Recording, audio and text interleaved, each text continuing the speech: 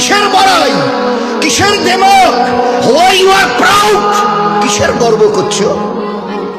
ইয়াদ রেখে দাও, আজ বাদে কাল ওই যে কবরের ওই জায়গাটা তোমার জন্য ইন্তজার করছে। তুমি যেই হও আর যাই হও, গাছতলায় থাকো আর পাঁচতলায় থাকো, এখান থেকে নামতে হবে আর ওই কবরের গাড্ডায় গিয়ে শুইতে হবে।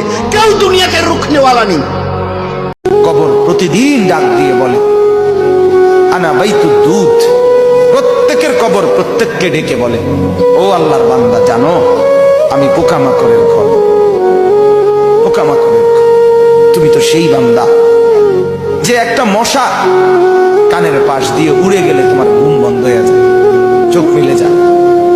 একটা মশার গুনগুন আওয়াজ সহ্য করতে পারো না। একবার কয়েল, একবার অ্যারোসোল, একবার মশারি, এরপরেও তুমি চাও যে একটা মশাও যেন আমার কানের কাছে গুনগুন না করে।